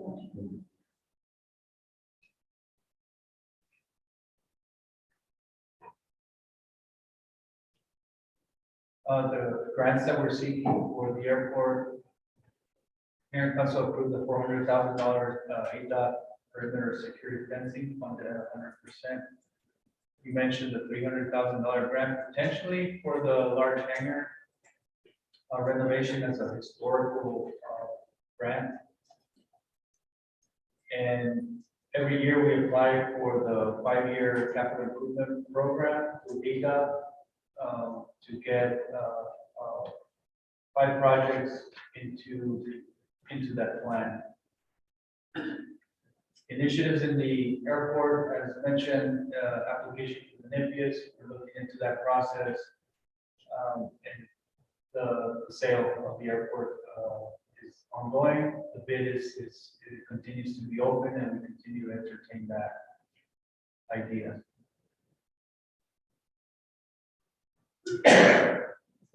In transit, as you know, we heavily rely on grants for transit, specifically the FDA, Federal Transportation grants.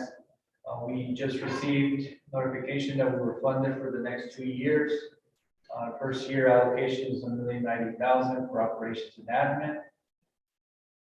We unfortunately did not receive funding for capital this year.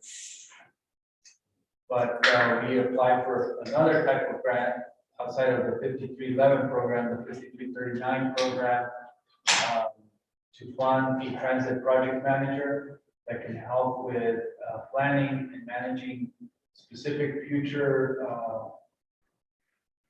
or forward-thinking projects, such as our transit facility, our intercity connections, potentially with Mexico, our non-emergent medical transportation program, and we'll talk a little bit about that next. But certainly, if we can get that grant funded, we can get that extra person that can help with those initiatives.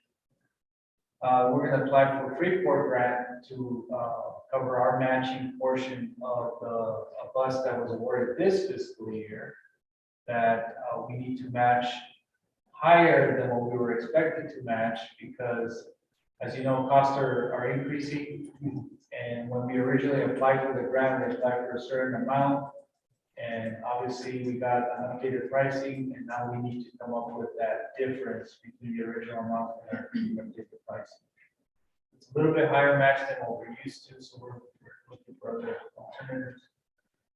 The initiatives are to explore the non-emergent medical transportation contracts. This is basically our buses, which are outfitted with lifts and have already transport folks to their doctor's appointments to become a provider to Medicare and Medicaid.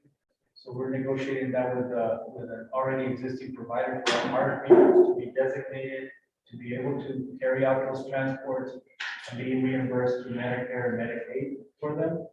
We would be looking at piloting that locally and maybe up to Bisbee to transport those folks there. There's a huge gap here in Douglas when you're seeking transport. Those medical transports are coming from Tucson, maybe Sierra Vista, and there's huge delays with folks waiting for those doctor's appointments and transportation to arrive. So we hope to meet that gap as well as bring some more revenue to the program. We continue to market and further develop our transit app that we created in-house. We've already sold our app to Sierra Vista. We hope to sell to a few more transit agencies and also bring more revenue into the system itself. It's been really successful in managing our ridership tracking and other efficiencies that we've undertaken.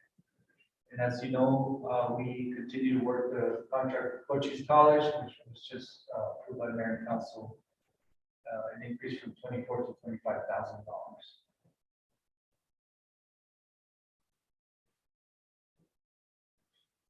Under housing, we recommend utilizing reserves instead of the general fund subsidy that's been required in years past.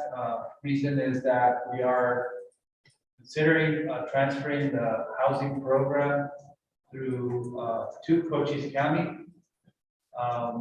The reason for that is the opportunity right now with the housing program being staffed with 3 employees. There's 2 that will be retiring very soon, and the manager who was recently promoted. So certainly, there's opportunities to seek other alternatives there. Douglas is basically the only housing authority in the county.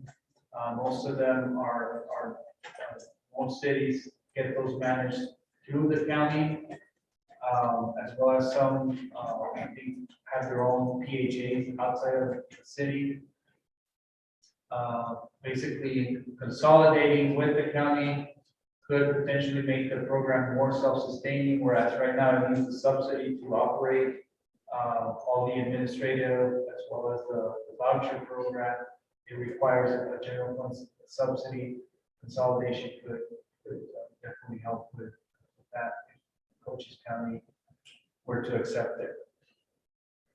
And just mentioned the last bullet point is that it continues to require that subsidy as funding has gone down while expenses continue to rise.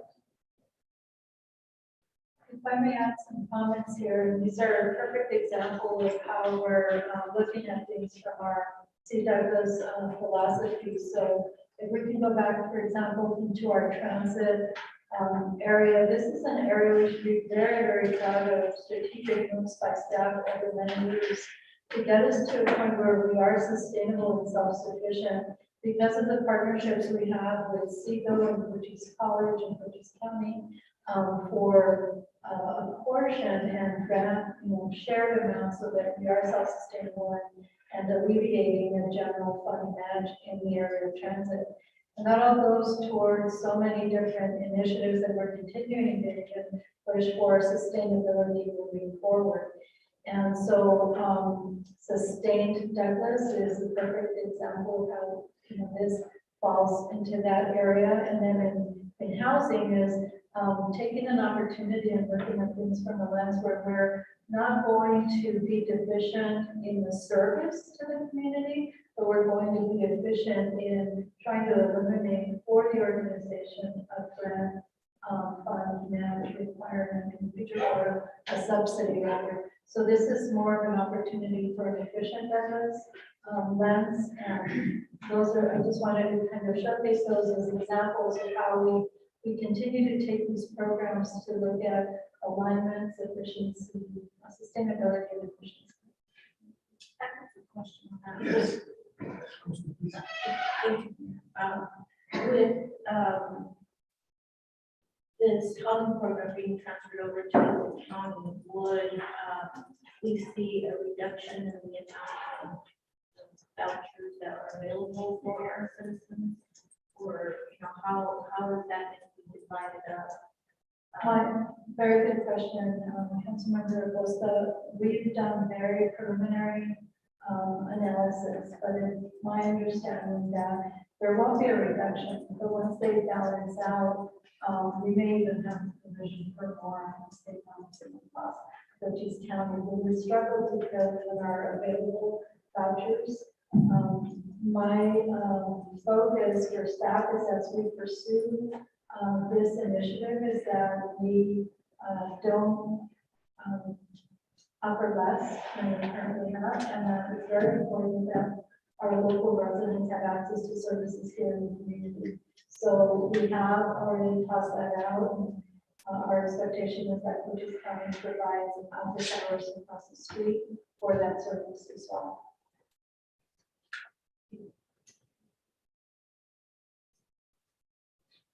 Move on to outside funding requests that we received this year. Furlough Community Action Network for the Wall of Faces, requesting $3,000 for a kiosk for registration, keeping those records with a computer. The Douglas senior citizens, as they do every year, requested for their senior parties and celebration, $150. This year we got a new request from Douglas China Poblana, $3,500 for the Fiestas Patrias celebration, sponsoring that event. And the Douglas Community Coalition, $12,000 to host tea nights. We have an asterisk there that they currently do not have a 501c3 designation, and they're currently not being included at this point in the budget. In checking with legal, we basically are okay in them not being a 501c3 designation, but we're certainly looking at a policy to be able to fund these types of outside funding requests to ensure that everything is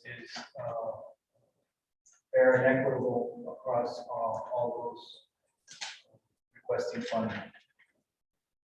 Douglas Arc was, as they do every year, requested fuel for their Meals on Wheels program. That's their typical $13,000. So total outside funding is $32,750. Mr. Mayor. Yes, please. Oh, I'm sorry. Ms. Lopez. Ladies first. So the Douglas Community Coalition, what would they spend $12,000 on? Good question. That's what we're trying to get more detail. We'll get more detail from the coalition as to where those costs will go towards. Whether it's food or entertainment, so we probably want to request a budget, as to how they want to spend those dollars. And the Douglas Senior Citizens, where is that organization located? I've never heard of it. It's a 501c3 nonprofit group established, and I don't know exactly the location, but they're an organized group, and they host Christmas parties, holiday parties, Valentine's Day, just all throughout the year. And just for the record, myself, Mr. Hernandez, Mr. Shelton, and Mr. Bolanegro do not belong to the. It may look that way. Well, it would be nice though if we did have a senior Yes. center here in Douglas. We would attract more people and just, my mom's moving here from California, and there are organizations that are belong to. And I just think if we want to attract more people to move to Douglas as an organization, that maybe that something could be expanded. Budget of $1,250 per year, I don't see, is there space that, something done by the city for this organization, just to create more services available for people to connect that would want to be from out of town into, Good point, Mr. Shelton. Okay, Douglas AR Park. It's 13,000 now. We'll probably put it in a wonderful level. I'd like to see that figure brought up because of the price of food. Maybe to 17, 18, 20,000. And I know by chance if our raises would have come for the city council, Mike and I already decided the vast majority of that was going to go to DARC because they did not have the cake auction this year, and I'm sure they're going to be short even there, especially with fuel going crazy. I'd like to see anywhere from 17 to 20,000 instead of 13.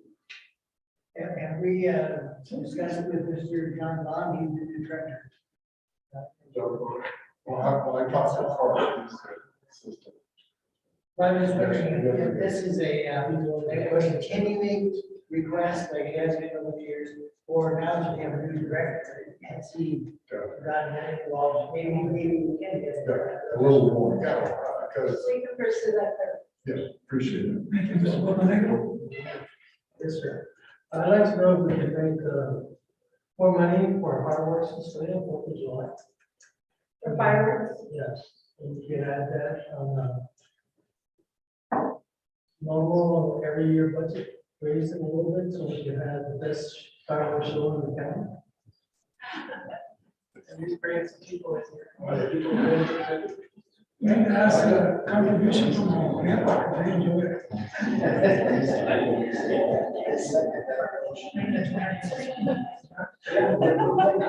You know, I think last year's show was impressive, but I can see it that. Very good.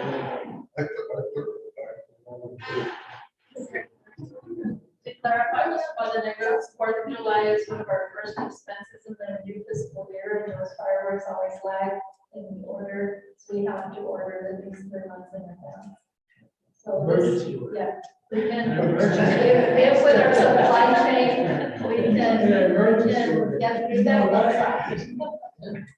Is that conclude? And just one more slide, just what's pending and still could also put financial impact is the liability and workers' comp insurance, and for the state to confirm the state shared revenue numbers are final. There you go. Questions, discussions, please. Input. Mr. Mayor, if I may, we will be sending via email a link to more detailed documents, as many of you are accustomed to being able to drill down into certain line items. If anyone does prefer a hard copy printed rather than a electronic link, please let us know and we'll start producing that. Yes, Ms. Bowman. I would like to see the wastewater treatment plant receive 2 additional employees, because I think that's like fire and safety, police. I mean, it's a necessity. We need that. One employee goes down. We have no service on the streets, for the sewer department. Between that service. So I believe that we need to add 2 additional. Let's look into that and where the staffing levels will be and how it works, please. Anyone other comments? Yes, please. I just would like to thank Mr. People, Mr. Rosa, and the finance community did a really excellent job. Thank you very much.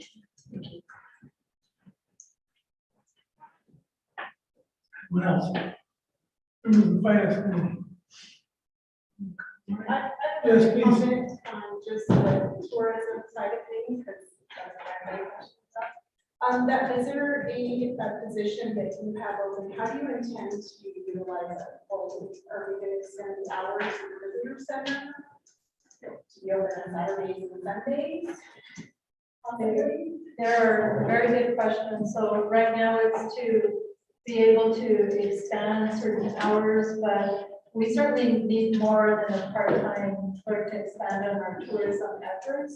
So we're doing some cross-functional coordination with our special events staff as well.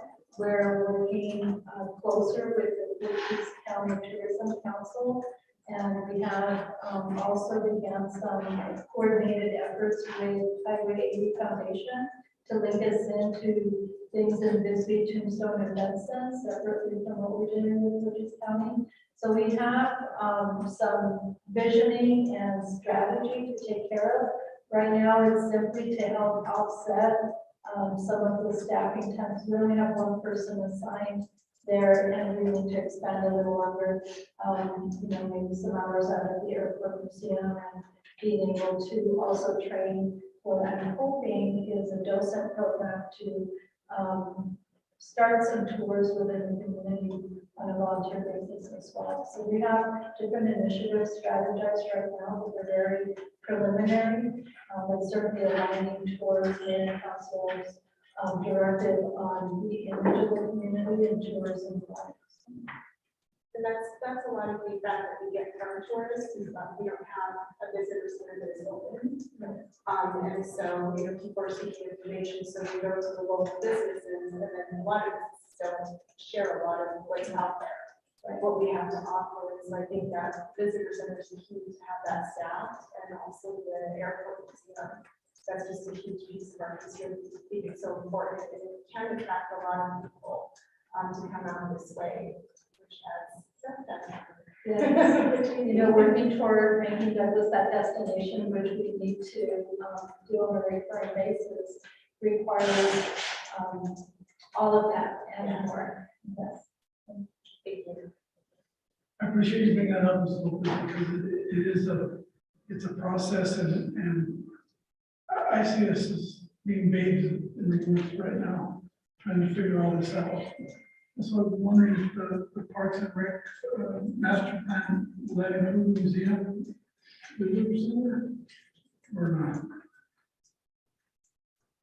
I mean, it can be don't believe I've tourism. seen that, but it would be tourism. The tourism part of it, but just as far as the Parks, facility, parks, facilities, recreational. and the rest of the community. I don't think that's in the current scope, but we may be able to tweak it in that way. Yeah, well, I'm going to give you two examples. Please give me the key to the airport.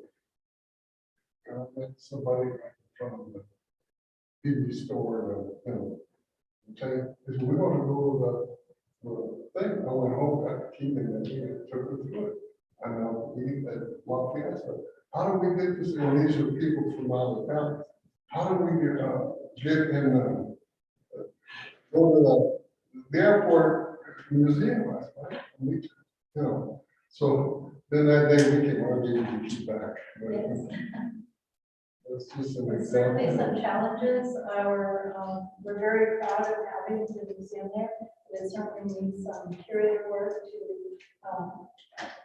keep up with the inventory and tagging all of, just even updating some of the historical narratives there.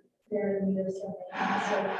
So we need not only someone to tour people through there and make it a destination, but we need to maintain that and add some bathrooms. And we do have some capital for the facility itself, but also we will need some contractor or part-time staff to do ongoing curator work for us to maintain always a good understanding of what's there and what we can continue to add to it. Thank you. Anyone else? Yes, I would just like to offer thanks to Officer Coronel for unlock my car by calling 520-364 cops. It saved me $40. Not that I'm cheap, but I'm a city employee, so I benefited from it. Sir, boss. Put it in the process of budget, it has to do with cops that are employees of the city. Yes, sir. Thank you. Okay, we'll also go ahead and send out the funding request letters, that packet with the budget link, okay, so that everybody can see those funding requests.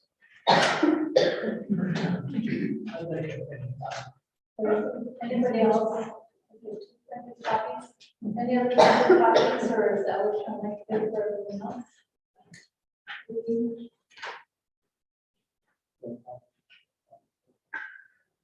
Okay, I'm ready to adjourn. We have a motion to. Mr. Mayor, Yes, Mr. I Brown. move to adjourn. Second. Motion by Mr. Morales, second by Mr. Sheldon to adjourn our city council meeting. All in favor, signify by saying aye. Aye. Opposed, nay. We stand adjourned. 7:36, Mr. Hopper. Sorry. Item number 10, adjournment, do I have a motion to adjourn our finance meeting? Is there a second? Motion by Mr. Cordova, second by Mrs. Lopez. All in favor, say aye. All against, say nay. The ayes have it, we're adjourned at 7:37. Thank you. Thank you, Tina. Good night. Thank you, Tina. Thank you. Thank you, guys. Have a